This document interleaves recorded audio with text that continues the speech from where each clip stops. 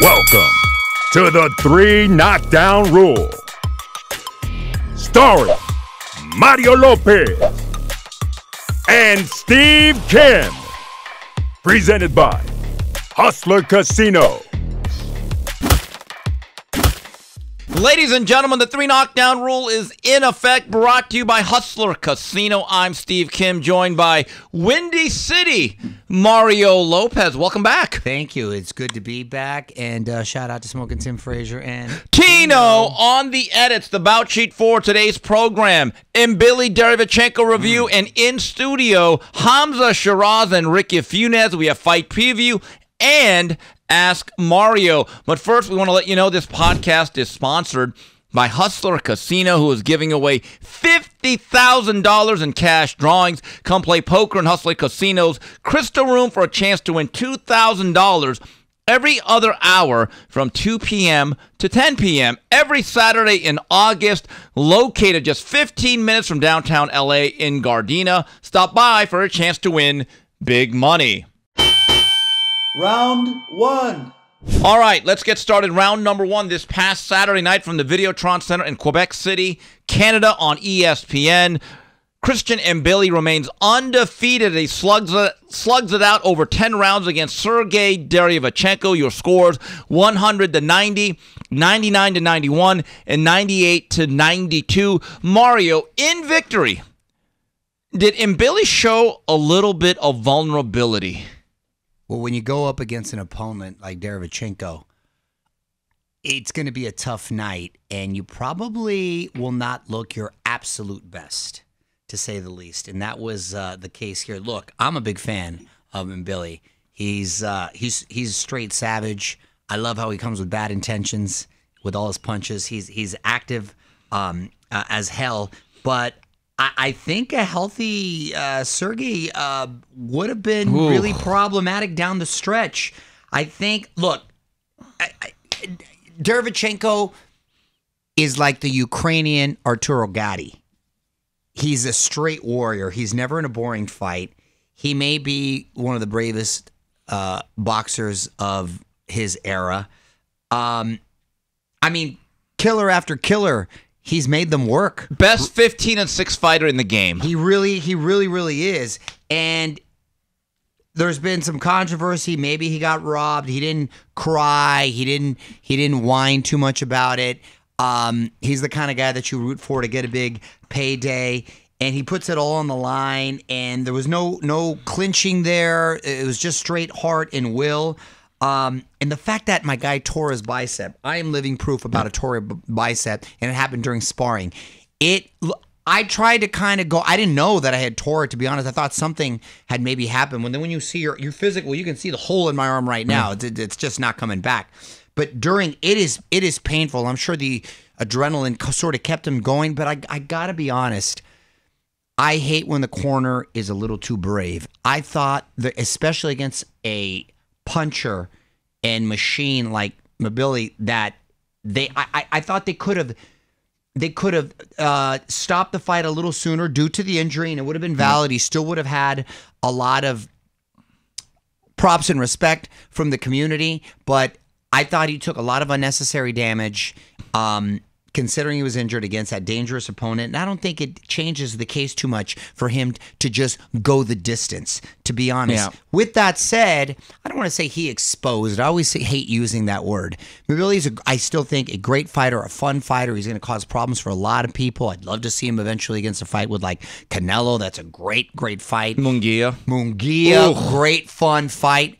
But I do think there are some vulnerabilities if we're being meticulous defensively, leaving himself open, maybe stopping and admiring his work a little bit, not positioning and moving his feet and moving that head. He is there to be hit, but you've got to be able to withstand that onslaught. So I think we won in watching that fight, but at the same time, I think Derevchenko, his stock didn't drop too much, even in a loss, but I wonder how much more he's got left in the tank, and I think Mbili is going to be a better fighter after this past weekend. Andre Rozier, the head of Derevchenko's corner, is one of the most respected people in the sport. I thought he was in a very tough situation that he had to be thinking about throwing in the towel, but at the same time, his fighter may have said, look, Let me go out on my shield. This could be my last performance. So again, that's a gray area. It's very easy for us to second guess. I'm just saying it's tough for trainers when they're in the moment of battle. Look, as far as the buzz afterwards, I think when a man who loses gets more love than the winner, that's a huge sign of respect. It is. And here's what I thought was a little bit alarming for Mbili, who, by the way, you know one thing you never asked for after an Mbili fight? A refund. Mm-hmm. He's good TV. And I'm with him all the way. I compare him to a modern-day John the Beast Mugabe, heavy-handed guy who took some shots. But you know what? Every time you watched him fight, you said that was a good night. You never want a refund. You never want your time back. But I thought Mbili loaded up a little bit too much, went headhunting too much, should have been chipping away at the body. And what was alarming was, against a handicapped fighter, he was huffing and puffing. I thought he got buzzed late in that fight. Well, he loads up on a lot of his shots. Yeah. I think he's out there trying to take you out, but the problem with that is you're going to get winded a lot more. And Derevchenko was able to kind of punch between those onslaughts. And again, I really think it would have been a bad night for him had he not torn that bicep. That's a severe injury. For him to fight on is crazy. And most right-handed... And he had success. Right, and with most right-handed fighters, that jab sets everything up.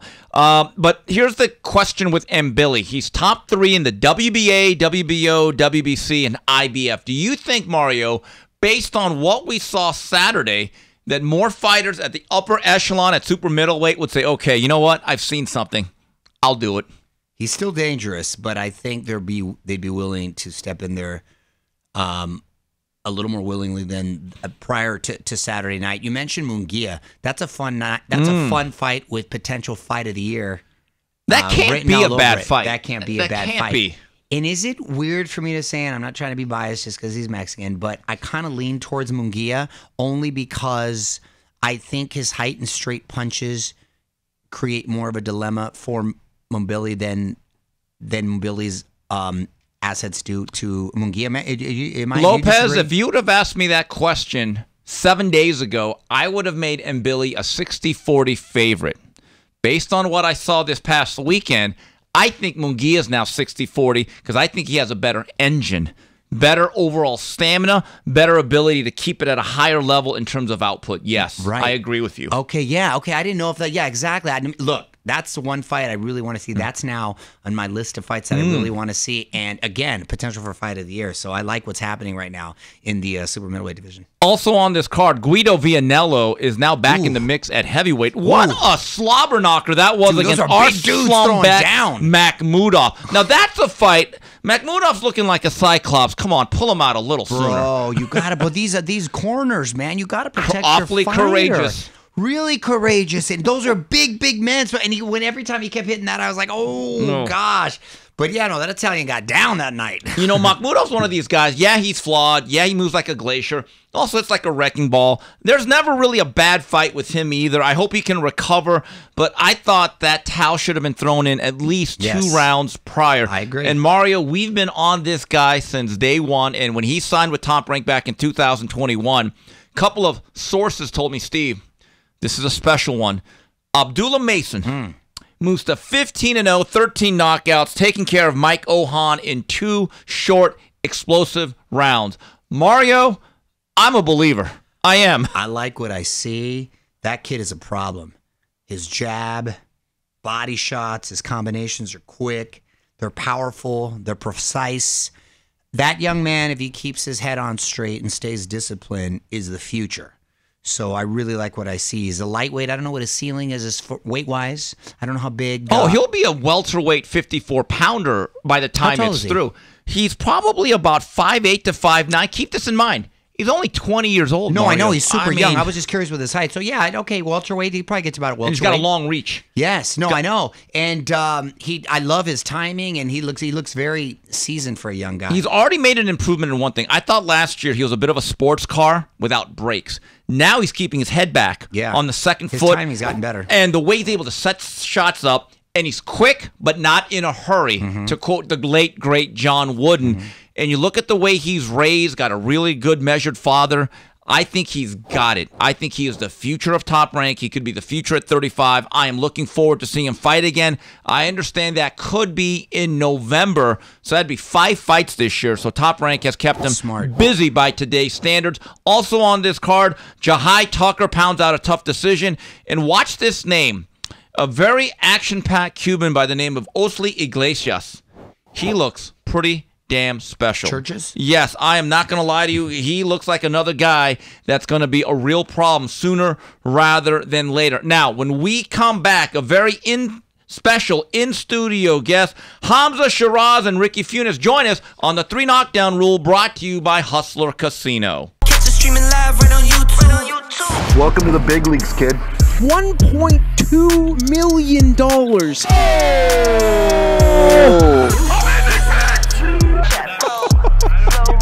And I'm losing in this fucking game. What the fuck? There's a 400K flip. If I win by way, you get 10 grand.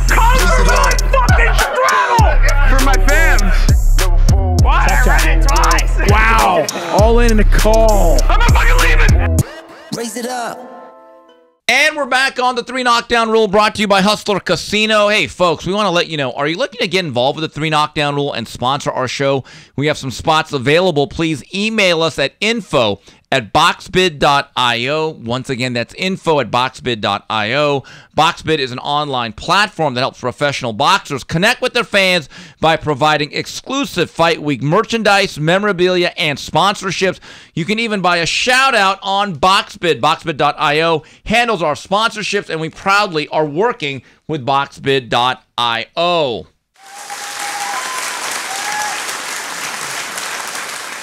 All right, we're back here on the 3 Knockdown Rule, brought to you by Hustler Casino. And Mario, we have a pair of very special guests. We've got my professional eating partner, my man, who I do all the food videos with. I know this fool gets more recognized from the food videos than he does when he's in the ring right there. 100%. Great trainer and friend, Ricky Funes, with his superstar fighter, gentleman, and great guy. I've actually got to move around with him, and he's an awesome guy. And right now, I think the top contender in the world for the middleweight, Hamza Shiraz. Yes. Hey. You said that right. Did I pronounce that right, Hamza? Yes, you did. You said it with a little finesse. Shiraz. Shiraz. Exactly. Well, you know, I like to keep it ethnic and real right there. All right. So let's get down to business. You face Tyler Denny on the Riyadh season, September 21st at Wembley Stadium. Let's go back, though, guys. Yep.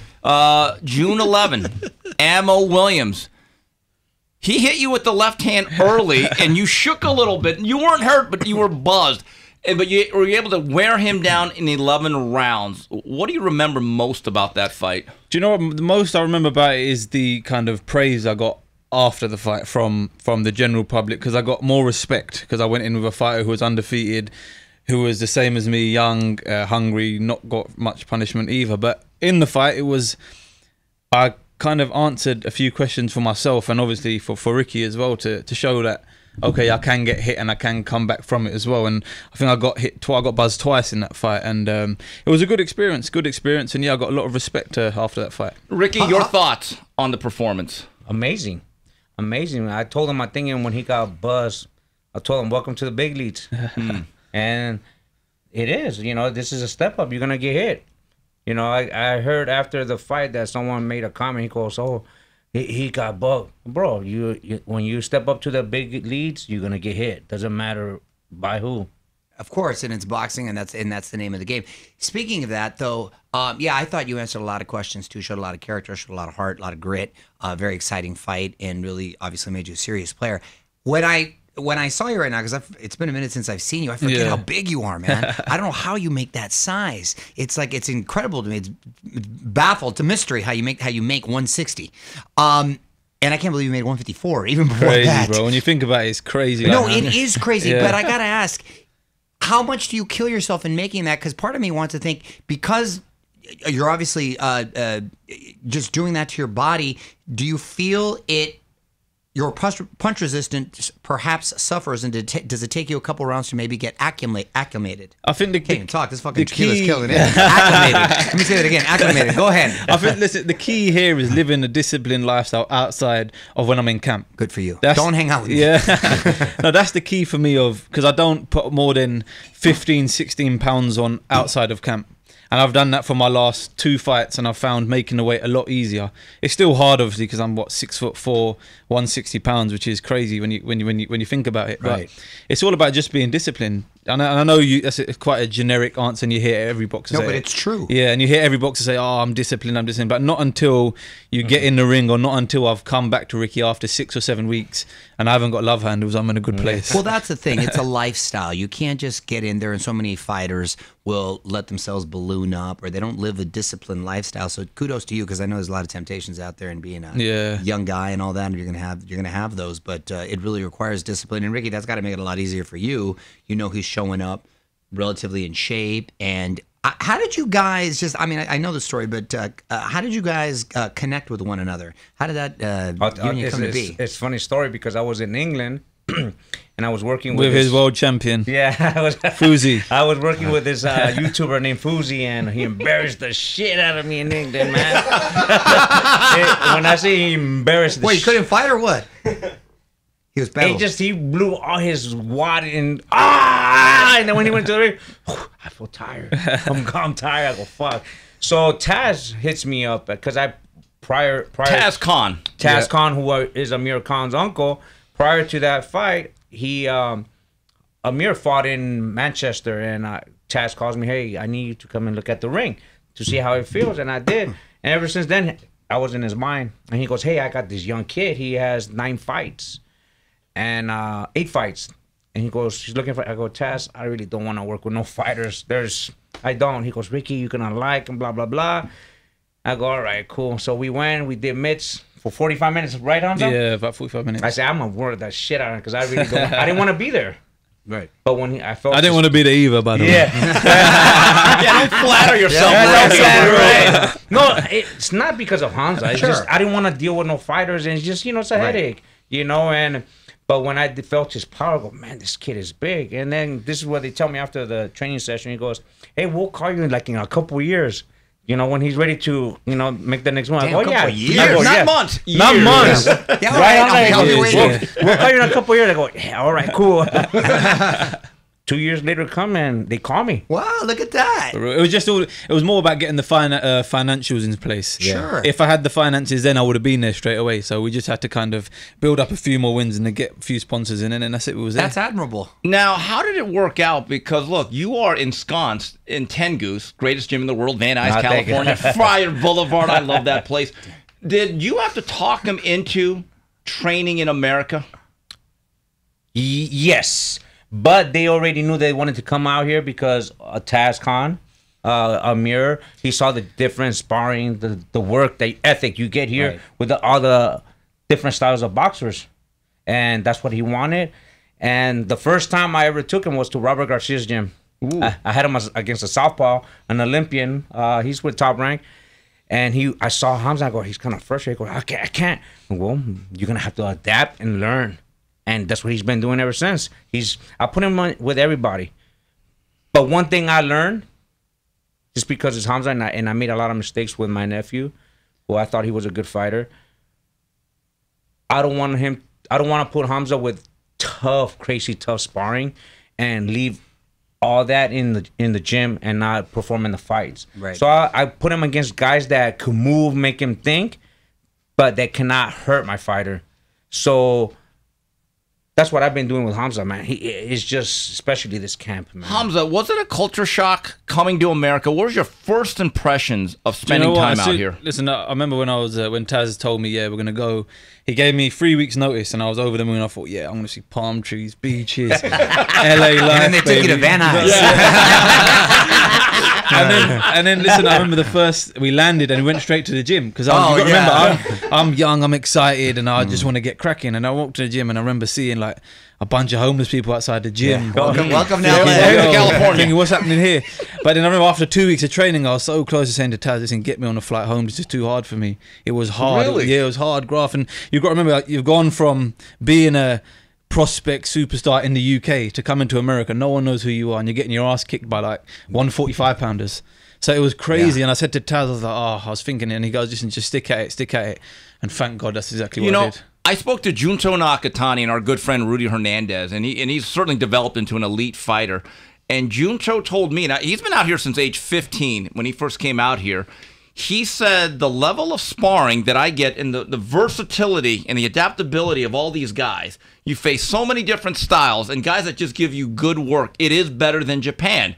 Would you agree with them that what you get out here is better than in the UK? Yeah, absolutely, absolutely. But that's my opinion. I mean, I've said it before, and UK coaches have got offended and whatnot. But I'm not saying that. I'm not saying when it comes down to me as an individual and as a fighter, LA is where it's at. Well, I think a lot of fighters say that. And the great thing about boxing, it truly is an international sport. I mean, yourself being from the UK, you just mentioned Nakatani, obviously being from Japan. So that's truly a global sport.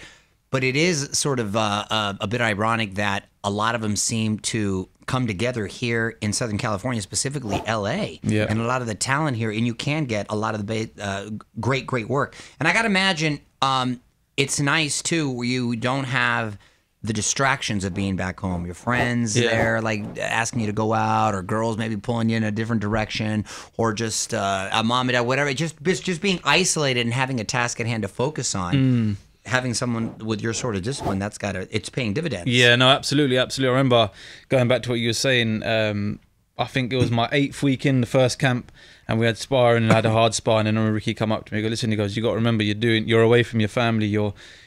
Everything you're sacrificing, you kind of have to use as energy in the ring or on the hard days as well. So yeah, you made a valid point there for sure. Yeah. Ricky, did you realize in the beginning you had to make sure this kid made it to the finish line and understood the benefits early on? Yeah. So, you know, I've been under Joe my whole life since I was 13 years old, and I learned his training method. So I bring that towards Hamza. You know, we'll spend 35 rounds to 40 rounds on the floor before we even get sparring. So I want him to know the weave, the double limb bag, heavy bag. I try not to do too much mid.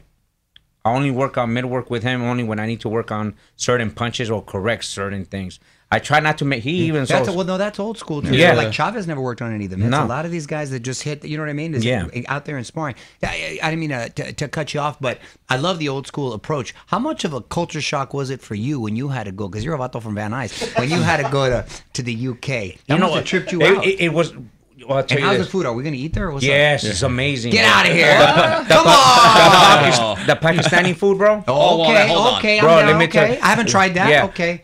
Because the British food, that shit's kind of bellow, dude. But look, I fell in love with it because the way, when I got there, I got received with open arms. Right. You know, I got treated like royalty. Yeah, okay. You know, like when I go to Qatar with my boy, they treat me like, this is the way I get treated. But now when it goes to work, we focus. I stay in the house. He stays in the house. He don't go nowhere. If he does, he go out with his friends. But I trust when he goes out with his friends. Right. I know his friends. So in the beginning, I go, fuck, I'm going to keep a tight leash on him. I don't want him to go out. Hamza be home by 8. But I know how he is. He needs this little get out, and he doesn't go anywhere because of he's a Muslim, and I respect that. He respects himself so much because of that, you know? I love that. Hamza, has it gotten to a point now you couldn't imagine not coming to the U.S. to train? Yeah, I remember last camp we done in the UK because of the time difference of Saudi and LA.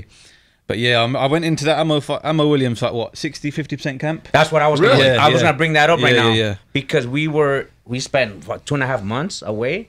We were in this city called Preston, which is, I loved it. Because it's like being in Big Bear, but in farms. In England? Yeah. In England. We were far away from everybody.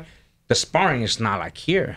And this is like what he just said. He was at 50 to 60%. Yeah, for real. If he had really proper sparring, I think he would have performed and look much better. I mean, Mari, he's so acclimated to Southern California. You got a Dodger cap on. Yeah. You got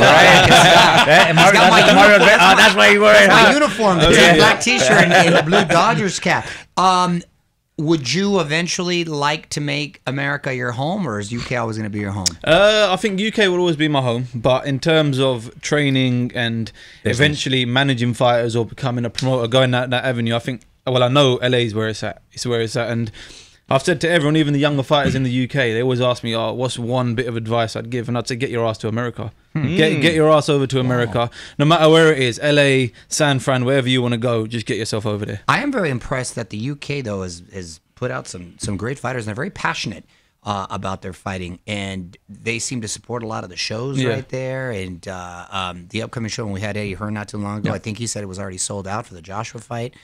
And we're talking like 100,000 people. So I love that they're serious, passionate fans out there. So they're to support you and stuff. What would you say the biggest differences are as far as the fans there and the fans here? Do you know what, the fans wise, I think it's definitely a little bit different. I think it works opposites. The Americans in the UK, they get cherished because they're Americans, and the UK fighters in America get cherished because they're from the UK. So it's kind of the opposites because you don't get to see them every day. Right. But in terms of training and the gyms and whatnot, I think the biggest difference for me is that people over here live, eat, and breathe boxing. It's not just a case of when you leave the gym, it's all right, forget about boxing until you walk into the next day. It's, you go home, you study tapes, you talk about it. Ricky will call me up, okay, how's strength and conditioning going? How can you implement A, B, C so you can throw a better jab or throw a better right hand? So we're constantly on the go, boxing, Right. boxing. Nice. You know, let's take a look at what's coming up September 21st. Now, Ricky, we had talked. There were other big names that you thought you had, and no disrespect to Tyler Denny. He has two gloves, and he's going to come to win. Yeah. So you have to focus in on it. Yeah. Were you disappointed when some of the bigger names, whatever reason, did not make it to the dance? Yes and no. I believe everything works out as it should be. Like I said, Danny has we sparred him in Preston, but he's upset a few undefeated fighters. Doesn't matter if he has one knockout or two knockouts. This guy's coming to fight. Sure. And I told Hamza, hey, we cannot get comfortable. We got to go in there because these are the guys that could upset a prospect, and that's what I've been telling Hamza. No, a great fighter. We're training hard. Good. Yeah, great fighter. Because I would have loved him to fight for the world title because he was supposed to fight for the WBC for this fight. Carlos Right. Adames. Carlos Right. Adames, but Carlos Adames got injured. Right. When you look at your situation, because I'm looking at the landscape, you're number 1 in WBO, Yep. number 4 in the IBF, and Janibek had both belts. I don't know the status, what's going on there. Number 1 in the WBC for Adames, number 5 in the WBA for Erislandy Lara. Do you want a title shot should you come out clean September 21st? Yeah, definitely. I think there's only so long you can really wait. Like you said, this was meant to be the one. But going back to what Ricky said, everything happens for a reason. But in an ideal world, I get past September the 21st in flying colours, and then the next one, whenever it is, a world title fight for sure. Interesting to see how the landscape's going to play out because Janibek obviously didn't make weight this last time. There's sort of whispers whether he's going to stay at that weight or move up. Interesting for some reason if he does move up because then that kind of changes. They'll be vacant. They'll be vacant. That kind of Two vacant belts. Right. Two. That's what I'm saying. That changes everything. Yeah. So it's interesting to see what happens if you had your druthers, your choice of fighters with titles. Who would you like to face? I think in an ideal world it'd be Carlos Adames, only because I'm the WBC mandatory and I have been for the longest when compared to the other governing bodies, and plus the green and gold belts. That's the belt, really and truly. Hamza, let's go down. Give me quick thoughts. I'm going by the Ring Magazine 160, and you're number 3, despite not being a world champion yet. Yeah. So just give me quick thoughts. Janibek, Great fighter. Adames, Strong. Erislandy Lara. Skillful. Okay, this one's interesting because it's a UK rival, Yeah. Chris Eubank. He's avoiding me. Whoa. I've got to imagine you guys have sparred before being out there, right? No, I've not sparred Chris Eubank Is that Sr. right? Never Even though sparred you've him. been in, Never. UK? Wow, that's interesting. Never sparred. He done an interview about a week ago, and they asked him about Hamza Shiraz because he got offered the fight twice previously, and the money was great. Even he said it himself. He goes, the money was, it's Saudi money, so it's good money regardless. And he goes that now's not the right time for him to fight me, whatever that means.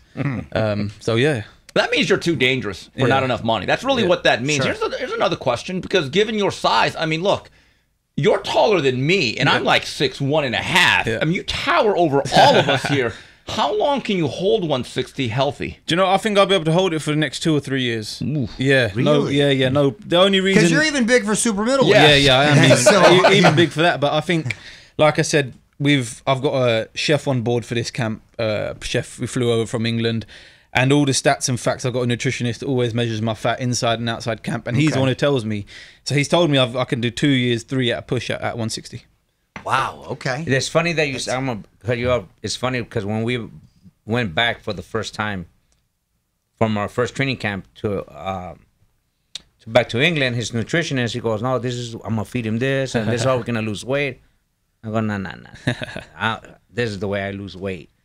I do it the right way, and you know, a lot of fighters over there, they go into the sauna rooms, they go into hot water with salt. Oh, so you use your method. You're using. I use my method to lose weight, which I've been taught by Joe all along. I go, listen, we eat good. I feed him to the Wednesday we stop eating, or Thursday we stop eating. Just stop eating. Just don't eat for 2 days. Sounds easy, huh? No, but see, this is the thing. A lot of fighters in the UK, they starve all week. Yeah. They stop training. They stop sparring. We stopped sparring on Wednesday, but I put him light sparring so he could stay active. Like baseball players, you want to practice. You know what I mean? And people say, isn't he gonna get hurt? No, I'm not gonna put him in there to get hurt. I want him to be practicing and staying sharp and sweat. So during the week, I'll give you my rundown. We leave here at 70, 71. When we get England, we got 3 weeks left. Then we start losing a pound a day. You know what I mean? 5 pounds during the week, and then during the fight week, we lose 5 pounds. We drink a lot of water. We'll get salmon, vegetables, sometimes a steak. And people say, "Oh, you're not scared that he's gonna be old?" No, you want to feed your fighter. You want him to eat. And then we start cutting the water like Tuesday, Wednesday, and we got 3 pounds, 4 pounds, and then Thursday is the hardest one, where he knows already. This is where I dry out. Yeah. You know, our last workout will be like around, because he likes to work out at 8 o'clock, like prior to the fight. So we jump rope, do a couple rounds of mitts, shadow box, 45 minutes, and walk on the treadmill for 25 minutes. Sweats with a sauna suit. Other than that, and then we check weight. Good, 160. Okay, good. So now let's eat a little bit. Well, a little bit of water and a little bit some vegetables. That half a pound or 2 pounds.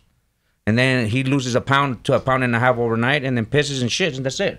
And we're on weight. And how do you feel the next For morning? real. No, I know. Yeah. And then how? Yeah, and then what do you eat as soon as after you weigh in? So yeah, waking up when you're dry in the morning, it's not a great feeling. But you're dehydrated, and it is what it is. But then as soon as I step off the scales, that's it. I'm eating whatever's in my way. To be fair, like, eat this microphone right here if you need to. But within reason, of sure. course. Just healthy foods, carbs, Pounding fluids. Exactly. We get the Pedialytes from over here. You can't get them in the UK. Really? Yeah. There's no Pedialyte in the UK. Yeah, it's the one over here, the actual Pedialyte, the brand. The baby one. That's Pedialyte. Something today. And then fight day, what's the food routine look like? So the fight, I won't eat much on fight day, to be fair. Wow, that's because I'm so interesting. full up from the day before. I'll get up, have a good breakfast, toast, eggs, the usual, and then I'll have a light lunch around, say if I'm fighting at 10, I'll have a light lunch around 3 o'clock, and then I'll just have some sweets and a bit of like drinks and whatnot. That's it, really. And that's Very, it. but people don't understand how it's sometimes just as hard as the fight, cutting the weight. Yeah, it is yeah. so brutal. Cutting weight is, and I can speak to it right now. So that's why I'm doing food reviews with this guy. We just like to eat so much anymore. I'm like, screw that. But you know what? And I tell him, please do not go over 10 to 15 pounds. Right. I want you to be nice, fast, quick, but not too heavy. There's a lot of fighters intend, I'm going to eat a lot because I'm going to be heavier and I'm going to hit hard. No. Yeah. You're going to be sluggish. You're gonna, Your legs are heavy and whatnot. Yeah. You know, Ricky, we've talked about this in the past, and I've had long conversations with Joe Goosen about this.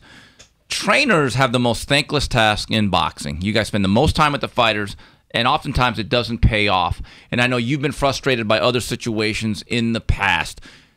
Has this young man been the kid you've been waiting for your whole life? You didn't even know it, but he turned out that's the one. You know, we had our little Rockies here and there, but I'm happy with Hamza. He's the one who brought me back to life in boxing. He's the one that him and his dad, his family, made me feel like, damn, I love it because I love boxing. It's my passion. And sometimes I'm not able to elaborate certain instructions to Hamza, but he knows what I'm trying to tell him, I believe. You know, and sometimes before I even tell him something, he's doing it already. And I go, fuck, this fucking is just reading my mind. Yeah. And I go, okay, next round I'm going to tell him this. And right before I'm going to tell him an instruction, he's doing what I want him to do. And with Hamza, I keep it very simple. Now we're starting to have that chemistry where he's starting to listen to me more. He goes, all right, I got you. I got it. Okay, cool, I get it.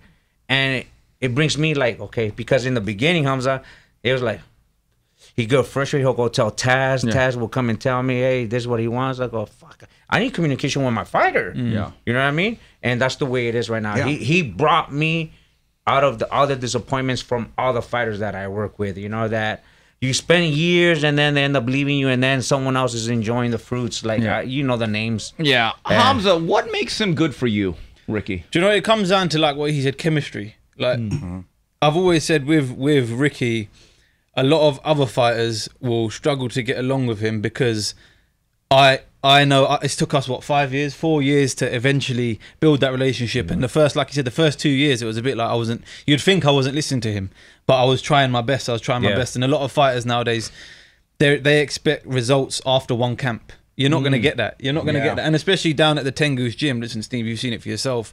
Most fighters nowadays, they're what I call Instagram fighters. They'll go to gyms and they'll do Mayweather pad work. That's Kim. They'll go, Shut up. You don't do pad work. Some truth to that, though. they'll do Mayweather pad work, put on Instagram, get 1,000 likes, 100,000 likes, whatever. If I did that with Ricky, I probably wouldn't get any likes, because what we practice is what you do in the fight. It's not no glamorous stuff. Right. It's, Well, that's so important. I'm so glad to hear that, because that's practical. Exactly. All this flashy bullshit, it's impractical, and you're exactly right. It's just for IG, it's just for likes. It's not for reality. Yes, Correct. exactly. You know, Hamza, I read that your grandfather and uncle boxed as amateur, so they must have had some influence. But who was a pro fighter growing up where you watched them on TV and they made you say, you know what, I want to do that? Do you know what? I remember the first kind of boxing experience I had was I stayed up for De La Hoya versus Mayweather. I stayed up as a kid and I stayed up for that, and I watched it. And I remember I was watching the what was it? 24/7? Yes, the HBO 24/7s, and they showed the private jets. This was the first time they showed the private jets and the helicopters. And I was sitting down thinking, shit, yo, this looks good. And I was only a kid. I was only a kid. And then it come to the fight, and what a great fight it was. 2007. How old were you? I was 8 years old. Oh my God, we're old. Well, you're old, Mario. Not me. I'm young at heart. Joe, you're looking over here like fucking Kenny Rogers. I know. So it's more that era of boxing. Floyd Mayweather, Oscar, all these guys have kind of influenced me to eventually do what they once did. Although it won't be the same, because boxing's changed since then. But to try and emulate it to the best of my ability anyway. Hamza, final question, and we want to have you back many more times when you're a world champion. You're always invited, you and Ricky. But here's the question. I was thinking about this. I was looking at a bout sheet before the Riyadh season, September 21st. And I think you're going to be like, let's put it this way. You won't be boxing in the afternoon. You'll be boxing pretty close to the main event. Co-main, right. Or one before main, whatever you want to call it. You might be boxing in front of 80,000 people. Have you thought about just, I mean, look, you guys, once it's just two guys in the ring hitting each other, but you've never boxed in front of 80,000 people. I was at the Terence Crawford fight on the weekend, and there was 20,000 there. That's gonna be 4 times more. Exactly, and that's what I was thinking. I was sitting there thinking, "Shit, yo, it's gonna be crazy." But I mean, once I get in my zone and I'm on that ring walk, I think the rest will just be irrelevant. Once I'm in tunnel vision, right? Hopefully, go in there, get the knockout, and then I can enjoy the scenery outside. Yeah, good for you, man. Good for you. Well, hey, you got a great guy in your corner right here. And you got your head on straight. Thank you, guys. It's admirable with your discipline and keep your faith. I think the sky's the limit. So, God willing. And Mario, Ricky, when's the next food review? Where are you guys going? Dude, this fool don't want to come eat with me if it's past like 4 o'clock. Yeah, it's got to be. No, let's go this week. No, listen. I call Mario. Voicemail. Yeah, I know the feeling. Voicemail. Hold on. Voicemail. And then I get a call. Hey, this is Steinhauer. Mario says if he wants to meet you at downtown. I gotta work. What? I gotta work, but I call you back. Shut up, Mario. Shut up. Hey, and Ricky, we got some good meals over here. Amazing. We've got and Ricky, some good how about meals. hey, I'll call you right back, and then 3 days later, hey, I'm calling you back. Oh, thanks a lot, Mario. No, he calls me. I call you back. He knows what's up. I like him. Oh, all right. But anyway, this young man right here, Hamza Shiraz, September 21st, Riyadh season at Wembley Stadium. He takes a co-feature role. Gentlemen, best of luck. We'd love to have you back. Yes. No, thanks for Have having you me, asked guys. yourself where does Hamza generate all that power from? Well, he's the big kid. I'm just assuming. He wants the recognition now. You got to say No, from no, him. no. I don't want. Do you guys notice that he's a converted southpaw? Oh, like Oscar? Oh, is he converted? Yeah. Left-handed. Did he convert you? No. My first coach when I went to a gym when I was 8 years old, I squared up southpaw, and then he just corrected me orthodox, and then that was it. That's why he generates so much power with that left hand. Oh, Like wow. Oscar, that's why Oscar was Yeah. so. I try to. That's why Oscar was so- Oscar's yeah. one of my favorite fighters. Yeah. So I try to. I'm not trying to That's make him fight like Oscar. But there's a good person emulating. Yeah, for sure. Because Oscar was amazing with that jab. Yeah. And when I see Hamza, I go, "Fuck, okay, I gotta."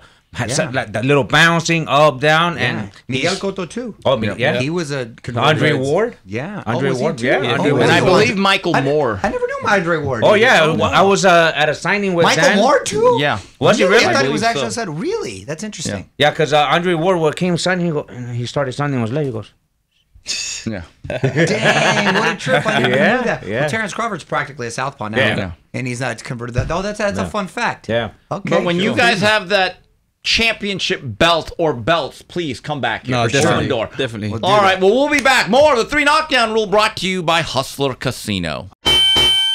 Review preview. Okay, fight preview. We're going to do this now because we're actually going to be taking a 2-week hiatus as we finish out the summer. So we're going to be back in the first week or the beginning of the second week Are you of going September. somewhere, or what's No, going on? we're just taking a little time off. Like the kids. Kids go back to school, we That's go right. on vacation. All Mario, August 31st on The Zone. They're going back to Carson, the War Grounds, Dignity Health Sports Park. Eddie Hearn, our friend, and Matchroom is going to be having a card featuring Diego Pacheco against Maciev Sulecki. Not so sure how that's going to do, given the fact it's week 1 of a loaded college football schedule, but good luck to them. And then Mario, September 3rd, set your alarm clock from Tokyo, Japan, Bonsai on ESPN Plus, Junior Featherweight Championship of the World. The Monster. Inoue takes on TJ Doheny. Mario, 4th fight in 15 months. That's activity. That's activity, and we say it all the time. It matters, and he's shown it. You know, the thing that's interesting is Inoue is actually coming to a little bit of criticism given the fact that it's not MJ Akhmadaliev. And I've been on the record saying, look, if he fights that guy, he can now go off to 26 and say that's one of the most complete runs in cleaning out a division ever. I will say this. If you're going to have that high standard for Inoue, have that for everybody, because think about it. No world champion at the elite level has fought this often. He might actually fight again in December. And keep this in mind. Say what you want about Doheny. Former world champion who is actually number 7 in Ring Magazine, who's notched a lot of victories. So if this is a soft touch, and he only fought about, 3-4 months ago, I wish every boxer had this type of schedule. And that is the truth. The standards you set for somebody, that's what you really think. Well, if every boxer had Of that them. type of schedule, the sport would be in a much healthier place. Yeah. And Mario, bad news here. I was watching some of the ESPN coverage on Saturday afternoon. Mark Kriegel of ESPN is reporting that Angelo Leo, the guy that he beat, Venado Lopez, suffered a brain bleed. Oh. Wow. That was stunning and sad to really hear about. Wow. I mean, just one fight. And that's how dangerous this thing can be. So does that mean he's retiring now? I don't think you can go on after Well, that, there though. used to be a time 25 years ago, and maybe even sooner, that if you had a brain bleed, it was an automatic retirement. That's not something you want to play with. It really isn't. So it goes to show you that literally every time you step in the ring, it could be the last time you're ever going to do this. And you know what? I hope it is, because it's not worth that gamble in my mind. Right. Your brain is bleeding, bro. You got to stop. Yeah. That's a sign. But anyway, our prayers and thoughts are with Yes, Venado God bless Lopez. him. Final flurries. Mario, final flurries before we get out of here for a couple of weeks. What was Chicago like? Can you believe it was already starting to get cold? Can What? you believe that? At night, there were storms, and I'm like, What? I was just there. Not going to be cold yet again. It was cool. I did one of those Comic-Con things where I go and sign. And, bro, Mark Hamill, who was right next to us, that dude is killing it with people coming up with the lightsabers and the whole thing. He's making so much money. The Force is Doing- with him. The Force is with him. love that. Yeah. No, next level. And I mean, you see people, it's crazy. Even Keanu Reeves will go for like a couple hours, do these things. So it was a lot of fun. One thing I wanted to talk about, now Chicago's got great food. People are really cool. I got to see, and they took care of me at this one casino. I got a private room. I don't know if you saw me. I posted it, and I got to see the UFC fights. I saw the boxing. I saw the boxing a little bit later because it was a great card and main event that I wanted to see with Israel Adesanya versus Dricus du Plessis from South Africa. what a fight. High-level, elite, beautiful stuff. Adesanya was sort of controlling the fight, but Dricus, who kind of fights like he's a drunk guy, Dana White said he fights like white guys dance. Like he sees like he's out of it, but They're doing the awkward to his Cabbage benefit. Patch, yeah. And he ended up gathering, he kept the pressure, ended up catching him with a left hook, and was able to capitalize, got him down, got his back, and submitted him. And Adesanya's never been submitted before. And now he's going to fight Sean Strickland for the rematch, which was a very close fight. A lot of people thought Strickland won that. But he, again, showed so much heart and has been very active. And I sent it to you. Alex Pereira is going to fight for the 4th time this year. That is a lot by MMA standards, bro. Because you got to remember, it's not you're just getting punched, you're getting kicked, you're getting choked, elbows, the whole thing. 4 times in 1 year. That's crazy. He's busier than most of these boxers right now. So they're having a very stellar year. I'm curious to see how it's going to come out. Or how the weekend is going to turn out, a Mexican Independence Day weekend with the Sphere and Canelo and Berlanga. You already know where I'm going to be. But overall, Chicago, where I got out of there just in time because of the convention. Some other people got stuck. I got lucky for some reason. I ended up getting back. I got in late, but I got back and I was able to be here today. But now I'm good to go. And we're going to have to take a couple of weeks off. You taking off or what? You staying in town? I just felt as though we needed time off. And Yeah. We could take a little break. We need a little break from And each then other. August King 31st. deserves a break from us. And then That's all right. I want a little August break. I want a break. 31st, Miami, Florida at the Swamp. Mario Cristobal. This is your year. It's a day of reckoning. You're going to go all the way over there, dude. No, I'm not going to the game. I'm going to Coach JB's Football Palooza. It's going to be a big weekend. By the way, week You're 0, funny. there's You're actually funny. a college football game in Dublin, Ireland. Why? Florida State, Georgia Tech, week 0. Why? Yeah, That makes they no do that every year. sense. Yeah, I know. That's what they do. Mario, a part of my childhood, and I never watched the show, but I feel a part of my childhood or some memories when I was growing up. This man was a pioneer, and he was a giant in his time slot. Phil Donahue passed away. Daytime TV legend. Yes. He was responsible for Oprah, for every daytime TV host. Married for 50 years to Marlo Thomas, that girl. What? I didn't know that. Did you know that? Really? Yeah, 50 years. Great guy.